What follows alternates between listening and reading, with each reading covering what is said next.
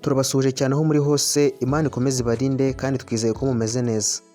Wowe munyeshuri wakoze ibizamini bisoza umwaka w'amashuri 2025-2026, uri kwibaza uti ese amanota azatangazwa ryari kugira ngo umenye aho mperereye? Gusa haracyari igihe kuko gukosora bisaba ubuhanga n'ubushishozi kugira ngo amanota ashirwe ku mugaragaro.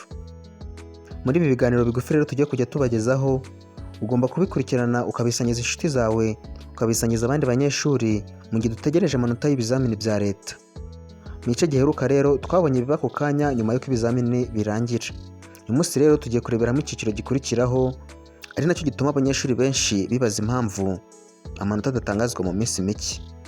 Mu byo turaza kugarukaho rero turaza kwibaza duti ese ibizamini bikosorwa bite? Ni bande babikosora? Ni iki gituma iki gikorwa gifata igihe kirekire? Nyuma y'uko rero impapuro z'ibizamini zigezwa ahagenwe, nisitegura igikorwa cyo gukosora hakurikijwe amabwiriza yashizweho. Abarimu batoranwa kugira uruhare muri iki gikorwa baba bafite ubumenyi n'ubunararibonye mu isomo bagiye gukosora.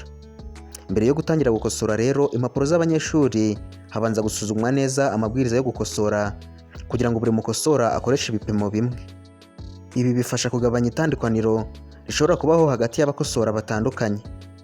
Iki gikorwa cyo gukosora rero gikorwa mu bwitonzi kuko buri rupapuro ruba rufite agaciro ku buzima bw'umunyeshuri. Umukosora ntiyemerewe gutanga amanota uko abyumva, ahubwo akurikiza amabwiriza y'uko buri kibazo kigomba guhabwa amanota. Iyo aho hari aho batumva kimwe, habaho kuganira no gusubira mu mabwiriza kugira ngo bafate umwanzuro ukwiye. Kubera umubare munini w'abanyeshuri bakoze ibizamini bya leta, hari amasomo aba afite impapuro nyinshi cyane, kandi buri rupapuro rugomba gukosorwa neza kuva ku kibazo cya mbere kugera ku kibazo cya nyuma. Niyo mpamvu NESA itihutira gutangaza amanota mbere y'uko igenzura rirangira. Hari abantu bajya bavuga ko bafite amanota mbere y'uko amanota atangazwa, cyangwa se ko bazi umubare w'abatsinze n'abatsinzwe.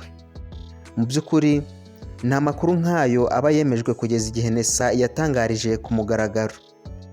Ni byiza kwirinda ibihuha no gutegereza amakuru aturutse ku nzego zibifitiye ububasha. Ubutaha rero tuzareba ikindi cyiciro gikurikira nyuma yo gukosora.